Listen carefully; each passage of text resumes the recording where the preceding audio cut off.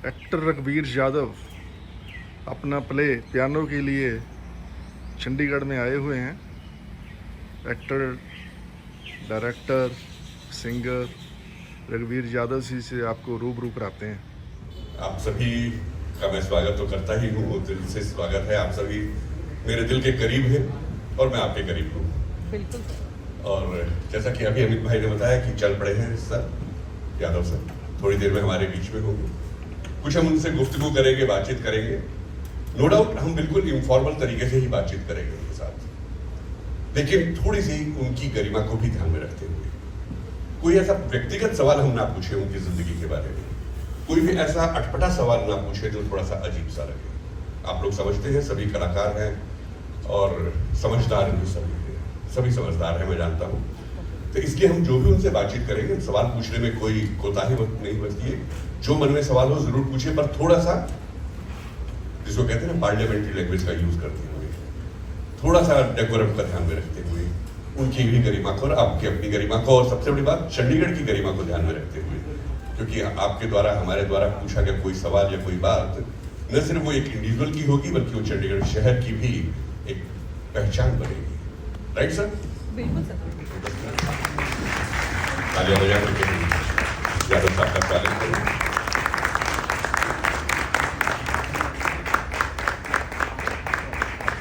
मैं अनुरोध करूंगा बरकार सिद्धू जी से, निहाल चोपड़ा जी, अभिषेक, सभी चंडीगढ़ ट्राई सिटी के प्लीज।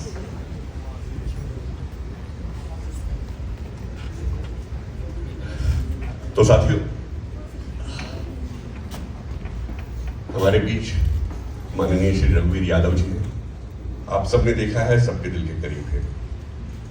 सर का बड़प्पन है कि उन्होंने हमारे लिए समय निकाला, हमसे बातचीत करने के लिए। यहाँ इस वक्तव्य में जो सात्विक आर्ट की तरफ से आप लोगों के लिए अरेंज किया गया है, इसमें हम सर से कुछ वो चीजें सीखने की कोशिश करेंगे जो शायद हम लोग अदरवाइज नहीं जानते या हम जानना चाहते हैं अपनी जिंदगी के बारे में। आप सभी यहाँ पर कलाकार हैं सर, ये चंडीगढ़ के हमारे वो नौजवान कलाकार हैं।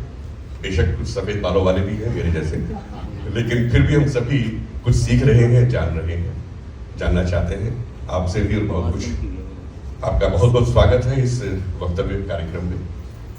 और सबसे बड़ी बात कि कल के नाटक के बाद यकीनन एक थकान भी होती है, उसके बावजूद आपने हमारे लिए समय निकाला, हम उसके लिए कृतज्ञ हैं, आपके आभारी हैं। इस बात को लेकर आदत रही पहले से हम बगैर माइक के हमेशा किया करते थे जी, और हमेशा ऊंचा बोलना ही सिखाया गया है। तो इससे पहले जब मैं एनएसडी रेपर्टरी में था, उस वक्त आया था शो, और बाद में बम्बई चला गया, फिल्मों में आया, तो थिएटर ही हाथ से निकल गया था मेरे। अभी दोबारा से फिर शुरू किया है, तो बस शो से बस इस तरह करते। चंडीगढ़ में मतलब ये जो प्ले किया उसका पहला मौका मुझे मिला शो करने का, बस यही कहूँगा। और यकीनन सर, कल जितने भी दर्शक थे, सबने दिल से इसको बहुत सराहा, उनके दिल को छुआ। आपके अभिनय ने भी सब बहुत बहुत शुक्रिया। और यहाँ की ऑडियंस का मैं तो कायल हो गया, जिस तरह से कल रिएक्शन में जो मिल रहे थे मुझे। वाकई थिएटर भी बड़ा खूबसूरत है, लोग भी बड़े खूबसूरत, और उनका रिएक्शन भी बड़ा खूबसूरत था। तो बस अपने दिल में बस वही खूबसूरती बटोर के मैं ले जा रहा हूँ, और उम्मीद करता हूँ कि जल्दी दोबारा फिर हम मिलेंगे। जरूर सर। वैसे भी ये सिटी ब्यूटीफुल तब होती कि लोग भी ब्यूटीफुल होता है, कितना ब्यूटीफुल ले आइए, कुछ भी करिए, जब लोग ब्यूटीफुल नहीं तो फिर और उसमें 4 चांद आपकी ब्यूटीफुल एक्टिंग ने लगा दिए थे। ये तो आपको बड़प्पन है। नहीं, हमारे लिए बहुत सौभाग्य की बात थी, बहुत अच्छा रहा यहाँ किसी हुआ। जी हाँ, रंगमंच तो गले पड़ गया मेरे जी। और गले पड़ने का मकसद ये रहा कि मैं म्यूजिक से ताल्लुक़ रहा है मेरा बचपन से जी। और बिल्कुल ऐसे देहाती इलाके से मेरा ताल्लुक़ है जहाँ न स्कूल था न कुछ था, छोटा सा गांव था, और गांव में वहीं एक तालाब था। मैं जबलपुर का हूँ, आधार ताल जगह का नाम है जी। वहाँ मेरे नाना जी की ज़मीन थी, वहीं पे हम एक तालाब के किनारे एक टीला था, टीले पे एक मकान था, वहीं पे मेरी परवरिश हुई, मेरा जन्म हुआ। और बाकी और दूर दूर तक गांव भी थोड़ा सा दूर था। तो मुझे याद है वहाँ से मुझे म्यूज़िक जो मेरे कानों में पड़ा वो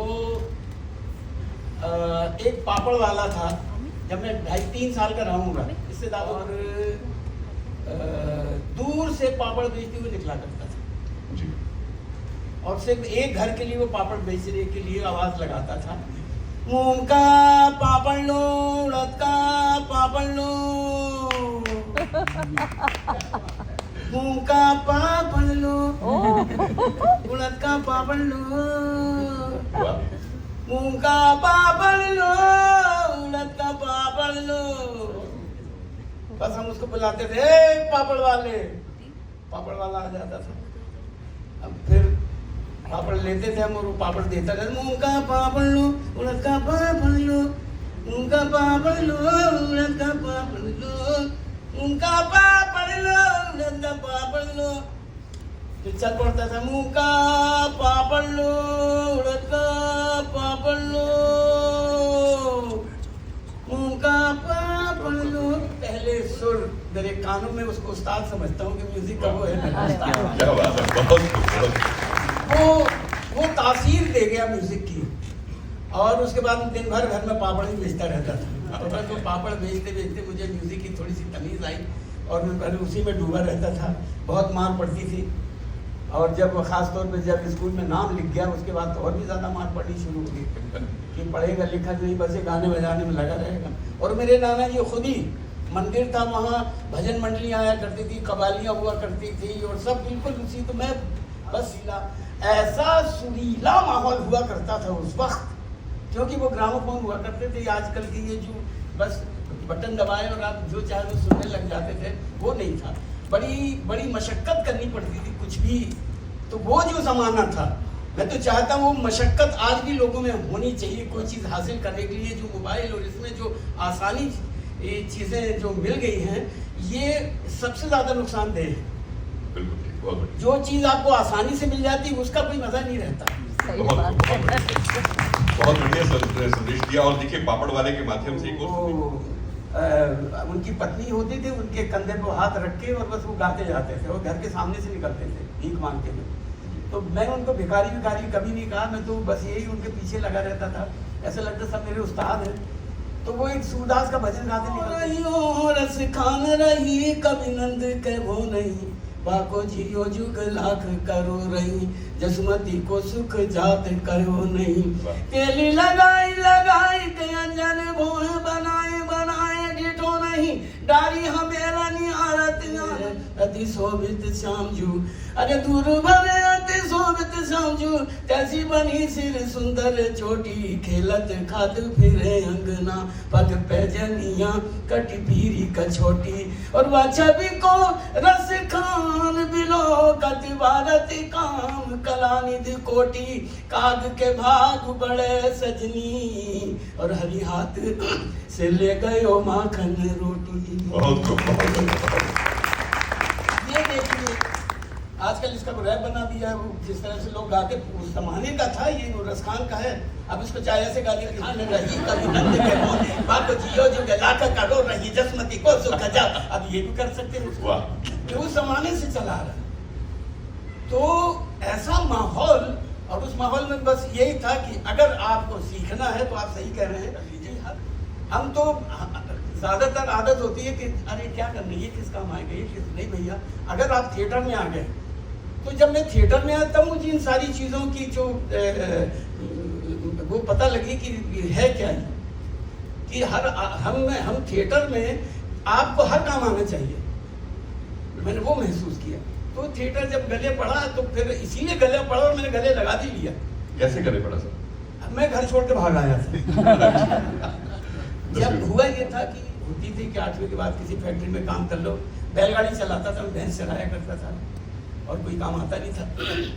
तो नाना जी का स्कूल था और नाना जी ने वहाँ स्कूल बनवा दिया था।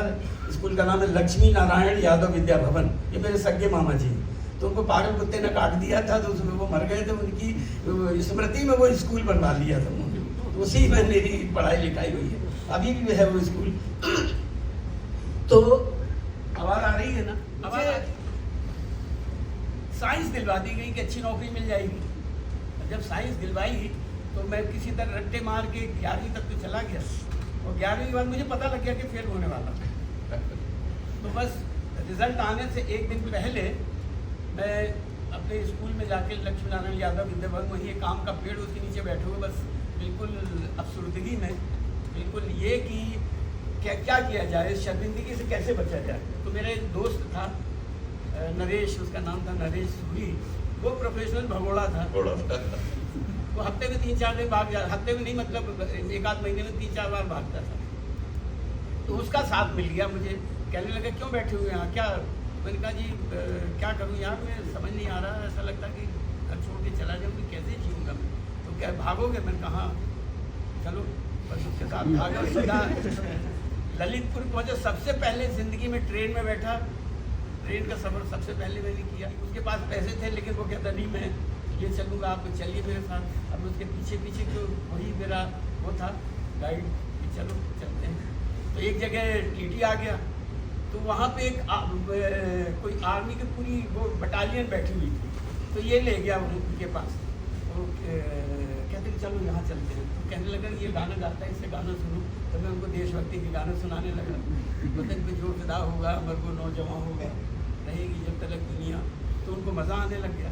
अब जब गाना शुरू किया तो एक के बाद एक वो टीटी मेरे बगल में बैठा हुआ है, वो भी गाना सुनता रहा। सुनते सुनते हम ललितपुर पहुँच गए। ललितपुर पहुँचे, वहाँ पे एक नाटक कंपनी लगी थी, अन्नू कपूर उनके फादर की नाटक कंपनी थी। तो वहाँ मैंने पहली दफ़ा थिएटर लफ्ज़ सुना। अच्छा। वहाँ लिखा हुआ था भोपाल थिएटर कंपनी। वो भोपाल से बनी थी इसलिए उनका नाम भोपाल थिएटर कंपनी। वहाँ पहले दिन हमने नाटक देखा, उसके बाद हम उसी के फूफा जी का घर था, वहाँ गए। करूँ क्या, तो मैं आया वहाँ कंपनी मालिक के पास और कहा कि ऐसा ऐसा है, क्या करूँ मैं। तो उन्होंने कहा करते क्या, मैंने कहा जी गाना गा लेता हूँ, उनको सुनाइए। मैंने उनको सुनाया कि बदली तेरी यारे बदल गए ये चांदनी ये चांद सितारे बदल गए, बदली तेरी नजर तो लहरों से पूछ लीजिए, हस्ती मेरी डुबो के धारे बदल गए, बदली तेरी नजर तो। क्या बात है, क्या कहने लगे कुछ बड़ा खराब है। हाँ, तो मैंने कहा जी तबले पे गाऊंगा तो ठीक हो जाएगा। मुझे लगा तलफ़ुज़ को तबले से ताल्लुक़ है, इस तलफ़ुज़ से। तो बड़ा उन्होंने हंसने लगे, मजाक उड़ाने लगे। वहाँ हारमोनियम मास्टर वो सारे लोग थे, तो मेरी समझ में नहीं आया। तो तब उन्होंने बताया कि तलफ़ुज़ का मतलब उच्चारण होता है बेटा, प्रोनाउंसिएशन होता है। मैंने कहा हाँ मैं ठीक कर लूँगा। तो खैर उन्होंने रख लिया मुझे 2 रुपये 50 पैसे, 2.5 रुपये पर डे के हिसाब से मुझे उन्होंने रख लिया। और मैं 6 साल बिल्कुल खाना बदोशों की तरह उस नाटक कंपनी में रहा हूँ। गांव-गांव जाते थे, 24 बाई 24 का एक गड्ढा करते थे और गड्ढे की मिट्टी ऊपर डालते थे, वो स्टेज बन जाता था। और उसमें जो गड्ढा था उसमें चेयर लगाते, वो फर्स्ट क्लास होता था। उसके पीछे दरी बिछा देते, वो सेकंड क्लास, और उससे पीछे ज़मीन वहाँ 3rd क्लास, 3 क्लास होते। क्या बात है। और चारों तरफ करना, तो वो टेंट वहाँ जो मैंने जिंदगी जो 6 साल गुजारी है, सबसे बेहतर दिन। सच कह रहा हूँ, वहाँ तो अब कभी कुछ नहीं सीख पाएंगे। तो जो वहाँ मुझे तमीज़ मिली, जो जीने का सलीका मिला, जो थिएटर मुझे मिला, वो थिएटर के जो मायने मुझे वहाँ समझ आए, वो फिर कहीं नहीं है। क्या बात है, बहुत बढ़िया। और फिर जो कॉन्फिडेंस, आपको जीने का जो कॉन्फिडेंस, तब उस वक्त लगता है कि ऊपर वाले ने, मालिक ने आपको सब कुछ दिया हुआ है, सब है आपके अंदर, हम पहचानते नहीं, हम टटोलते नहीं, या लेजी बने रहते हैं। हम एक्सरसाइज नहीं करना चाहते, हम सुबह उठना नहीं चाहते, हम बस लेजी।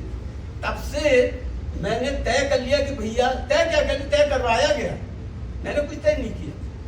आपकी नीयत होनी चाहिए कि आप करना क्या चाहते हैं। वेरी नाइस, बहुत बढ़िया पॉइंट नोट कीजिए दोस्तों, नियत। कि आपकी नीयत, आपका ईमान क्या कहता है। क्या आप लेजी बने रहना चाहते हैं?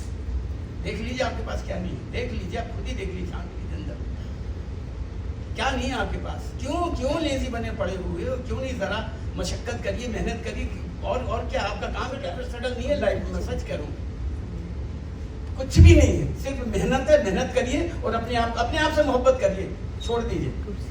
अपने आप से मोहब्बत करके देखिए कि आप क्यों अपने आप से मोहब्बत करेंगे।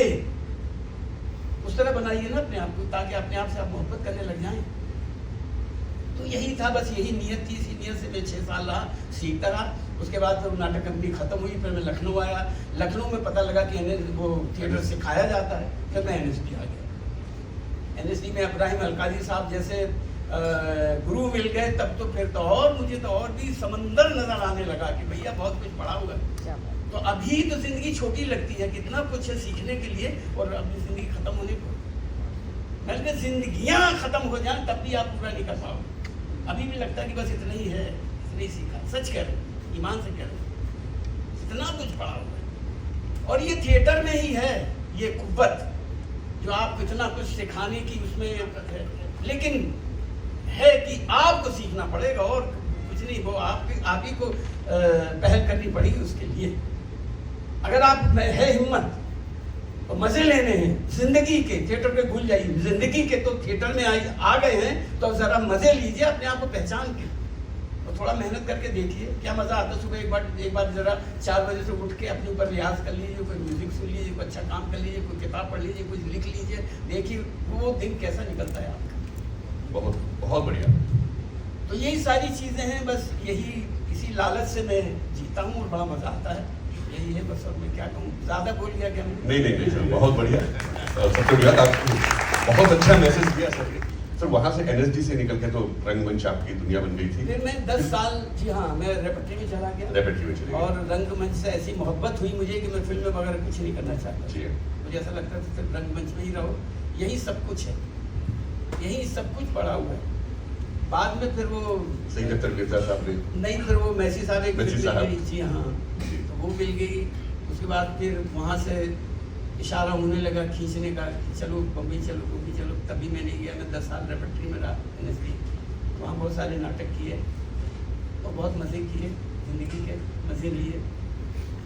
तकलीफ तब शुरू हुई जब थिएटर छूटा मेरे हाथ से, तब तकलीफ शुरू हुई। फिर जो सेटिस्फैक्शन वाली बात थी वो तो खत्म ही हुआ। तो थिएटर ऐसा टीचर जो शायद ही अभी कहीं कोई हो, जो वो सिखा गए, जो दे गए, और जो सीखने की कुव्वत, जो सीखने का तरीका, जो रास्ता, जो सलीका उनको सिखा गए हैं।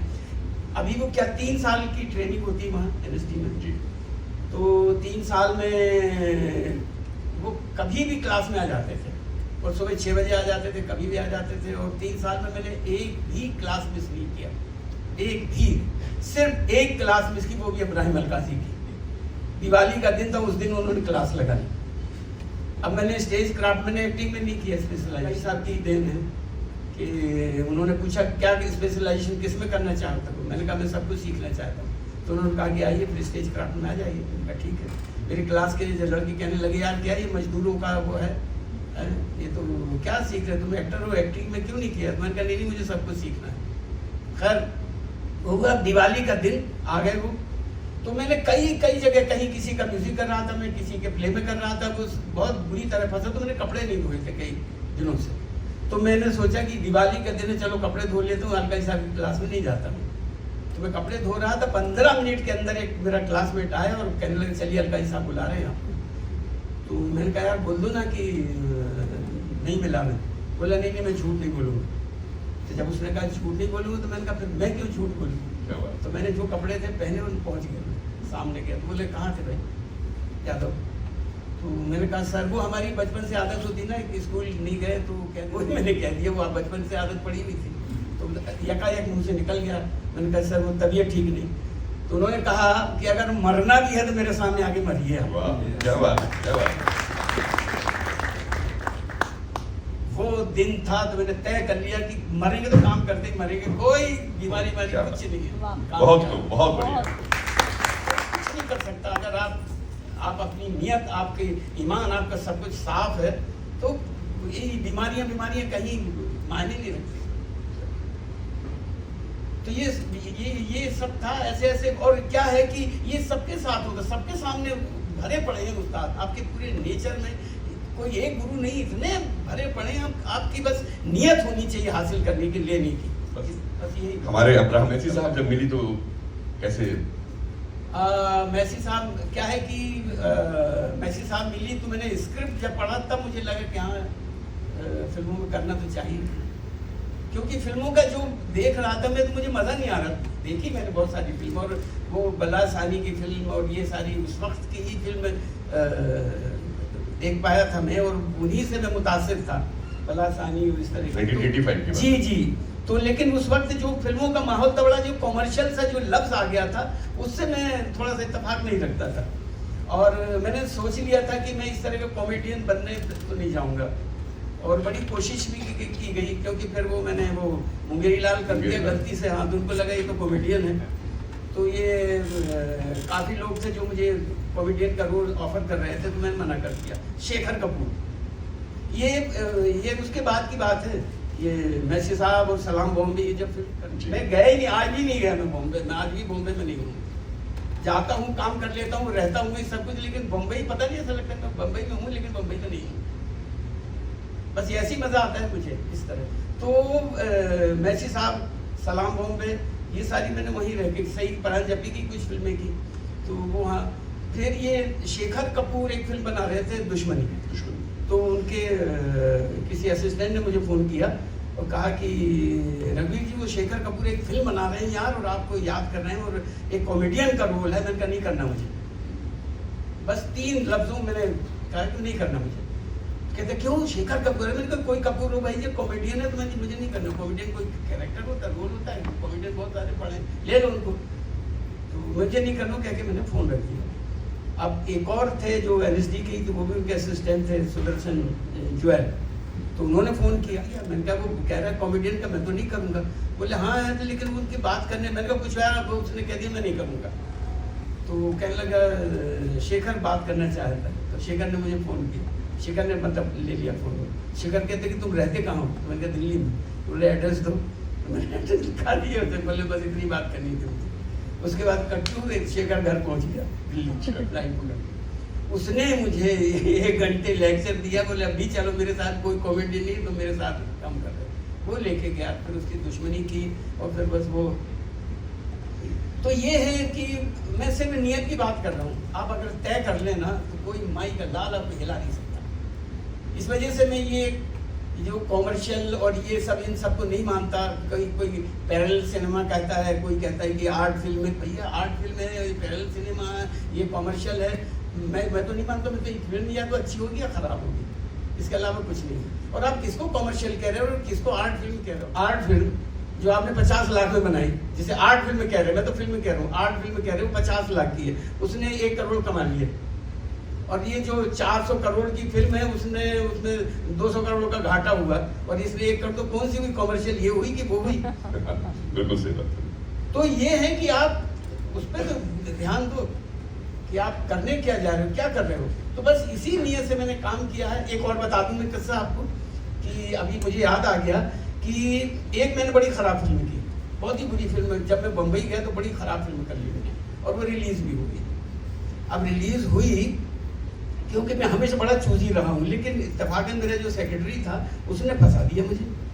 तो एक मैं फंक्शन, वो फिल्म रिलीज़ होने के बाद एक फंक्शन में गया, तो वहाँ से जब भाषणबाजी हुई, सारी कुछ हुआ, उसके बाद उतर के जो मुझे 4-5 लोग लेके गए थे, वो स्टेज से लेके जा रहे हैं। एक महिला सामने से आई मेरे सामने, कहती यही नहीं है उनको, और मैं जानता कि नहीं आपको।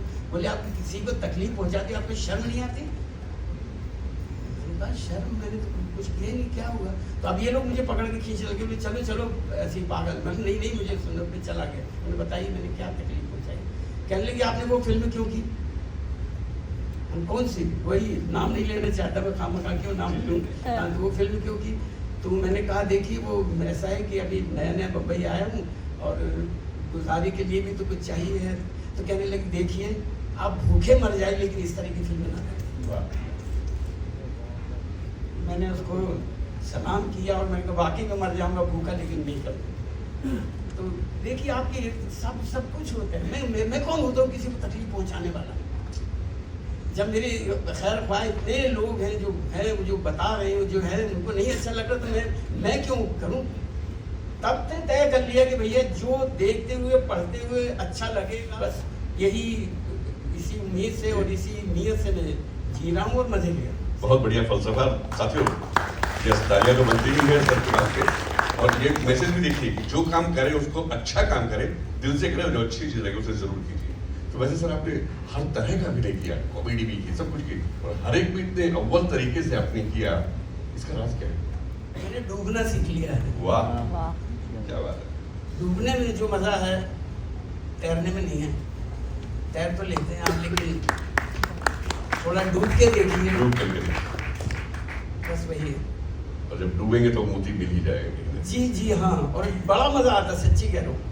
तब जब जाते हैं, अभी भी फिल्में इतनी की है मैंने, इतना कुछ कर लिया, लेकिन सेटिस्फेक्शन जो मिलना वो तो नहीं। जब भी अपना काम देखता हूँ तो मुझे लगता है अरे बेहतर हो सकता है, बेहतर हो सकता है, और भी बेहतर हो सकता है। पंचायत बड़े दिल के करीब है मेरे। उसकी वजह है कि मैं उस माहौल से वाकिफ हूँ। मैं थिएटर के दौरान और सब जगह रहा हूँ मैं, यूपी, MP, बिहार, राजस्थान, सब जगह के गांव कस्बों से सबसे अच्छी तरीके से वाकिफ हूँ मैं। तो पंचायत जब आया तो मुझे लगा, और ऐसे वक्त में आया कि लोगों को देखना पड़ेगा।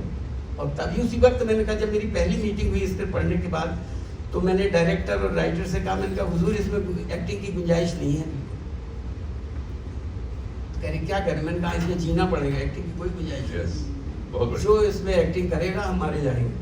बस यही था। उन्होंने कहा नहीं, बिल्कुल सही कहे। तो बस उसी तरह से सारे लोग जितने भी उस यूनिट में हम बस यही कोशिश करते हैं कि जीना है हमें, और एक्टिंग नहीं करनी। बहुत बढ़िया। जहाँ भी आप उसके अंदर खुद ना पहुँचे, आप नहीं कर सकते उसका आपका ये बहुत बढ़िया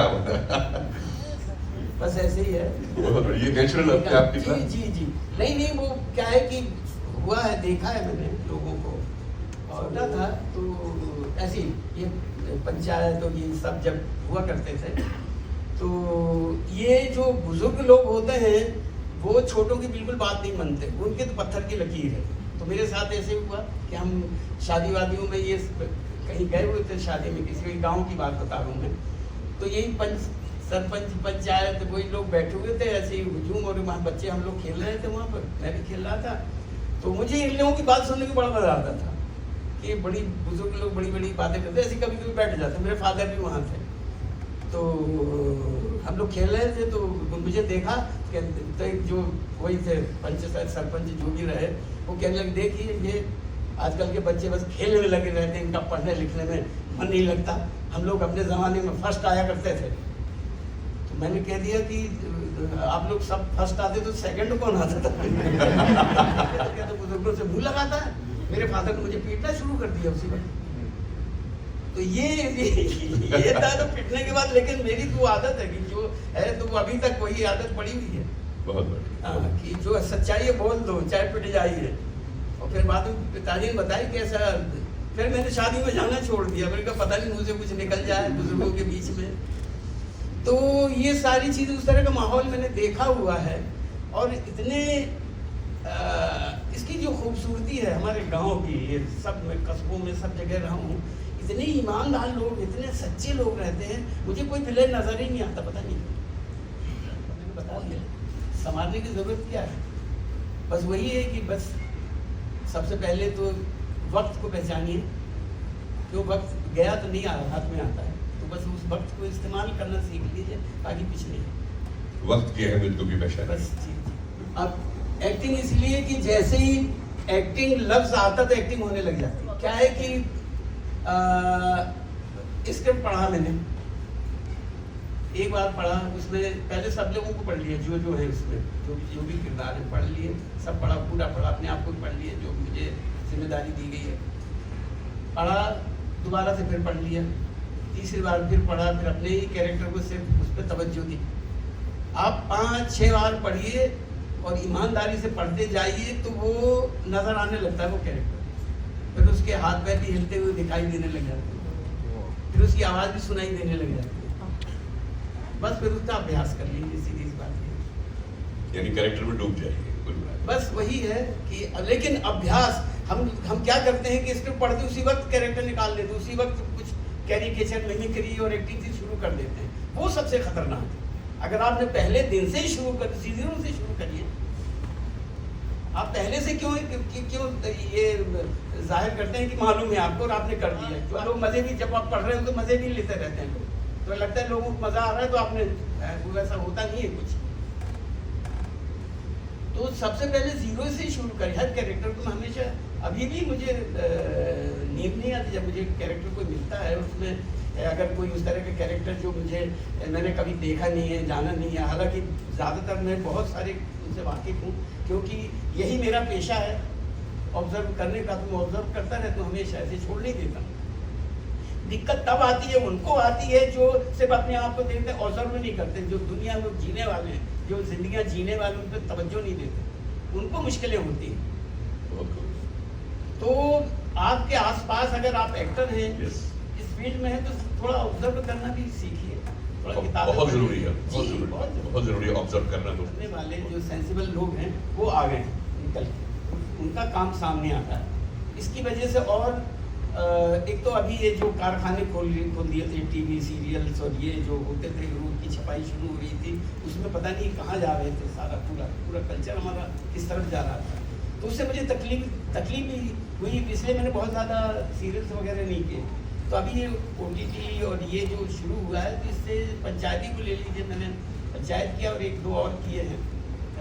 तो उससे ऐसा लग रहा है कि हमारे हिंदुस्तान का कल्चर इतना रिच है कि आपको विदेशों में और कहीं नहीं मिलेगा। जो पिछले जो हमारे यहाँ पर है, आप गांव में कस्बे में देख लीजिए, पंचायत को ही देख लीजिए ना उठा के, कि इतना रिच है कि आपको और कहीं मिलेगी नहीं है।